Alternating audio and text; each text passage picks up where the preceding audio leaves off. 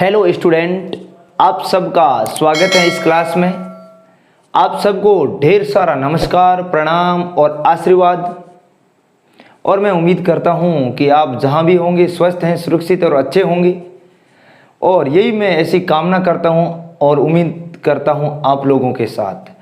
आज अपन पढ़ेंगे वो है एकदम फ्रेश न्यू क्लास है 12th केमिस्ट्री, जो राजस्थान माध्यमिक शिक्षा बोर्ड NCERT 2021-22 का जो सिलेबस होगा उसके अनुसार चलेंगे।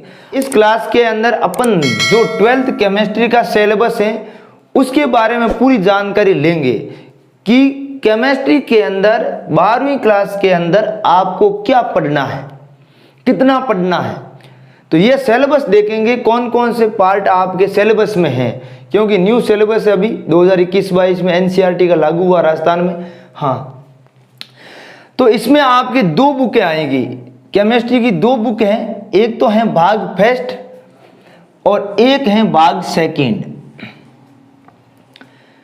अब देखो, फर्स्ट भाग के अंदर जो केमिस्ट्री आएगी वो होगी एक तो फिजिकल केमिस्ट्री और एक होगी इनऑर्गेनिक केमिस्ट्री, अकार्बनिक रसायन और भौतिकी रसायन। इनसे संबंधित जो किताब है, फर्स्ट भाग है आपके केमिस्ट्री का, उसके अंदर देखेंगे। तो सबसे पहले देखते हैं फर्स्ट भाग के अंदर जो 12th की केमिस्ट्री की बुक है उसके बारे में। सबसे पहला पार्ट है वो है ठोस अवस्था, सॉलिड स्टेट।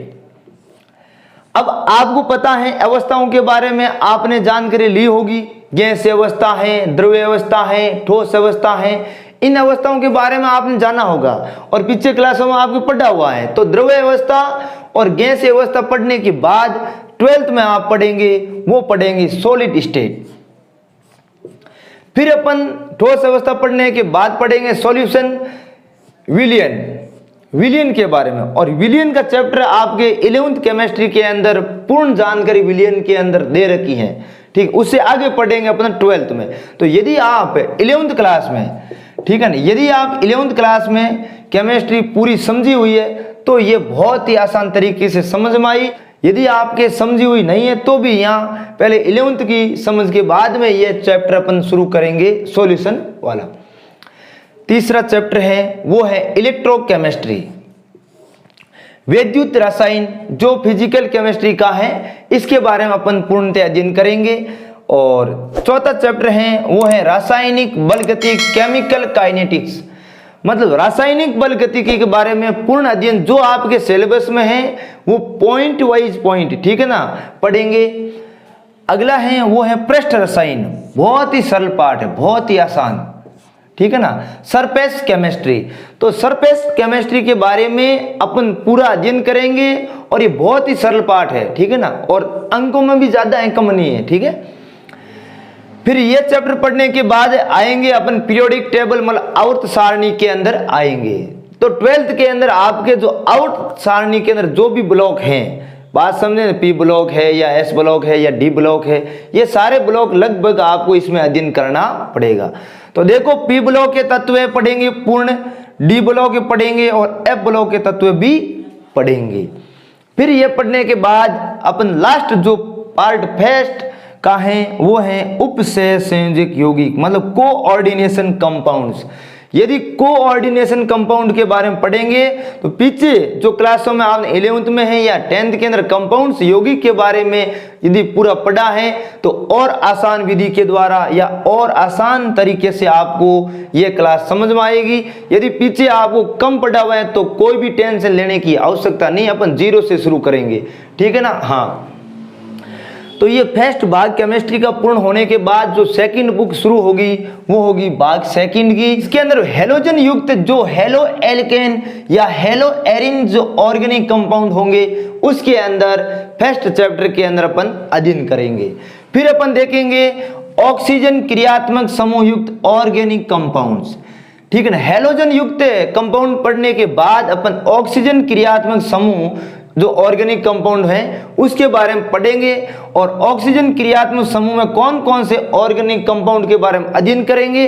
वो पढ़ेंगे पहला एल्कोहल के बारे में, फिर पढ़ेंगे फिनॉल के बारे में, फिर पढ़ेंगे इत्र के बारे में। उसके बाद में सेकंड भाग ऑक्सीजन क्रियात्मक समूह में एल्डिहाइड, कीटोन और कार्बोक्सिलिक अम्ल, इसके बारे में अध्ययन करेंगे।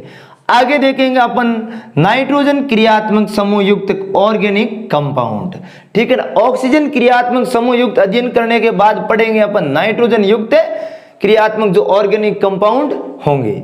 अब देखिए इसके अंदर कौन कौन से ऑर्गेनिक कंपाउंड आएंगे। एक तो एमीन के बारे में अध्ययन करेंगे, एक एरोमेटिक एमीन के बारे में, एक बेंजीन डाई एंजोनियम क्लोराइड, इन यौगिकों के बारे में अपन पूर्णतः अध्ययन करेंगे, वो भी बहुत ही आसान विधि के द्वारा। आपको ऐसा लगेगा ही नहीं कि हमारे को ये जो ऑर्गेनिक केमिस्ट्री वाला पार्ट है ये हार्ड लग रहा है, नहीं, बहुत ही सरल लगेगा, ठीक है ना। अब बात करते हैं जैव अणु। अगली बात करेंगे इसमें जैव अणु या बायोमोलिक्यूल्स। तो जैव अणु के बारे में अध्ययन करेंगे, ये भी बहुत सरल पार्ट है, ज्यादा हार्ड नहीं है। हाँ, फिर अपन पढ़ेंगे आगे बहुलक या पॉलीमर्स। बहुलक छोटे छोटे कणों इकाइयों के द्वारा एक लंबी इकाई बनती है पॉलीमर्स बहुलक की, ठीक है ना। हाँ, फिर बात करते हैं लास्ट में जो पढ़ेंगे वो पढ़ेंगे दैनिक जीवन में रसायन। और पार्ट जो फर्स्ट हैं उसके अंदर 9 चैप्टर हैं और बाकी वाले जो चैप्टर है बाकी हैं वो है आपके भाग सेकंड केमिस्ट्री के अंदर। तो भाग फर्स्ट और भाग सेकंड चैप्टर 1 से लेकर के वो भी लेवल क्या होगा 0 से लेकर के जो आपके सिलेबस में है वहां तक केमिस्ट्री का पूर्ण अध्ययन कराया जाएगा।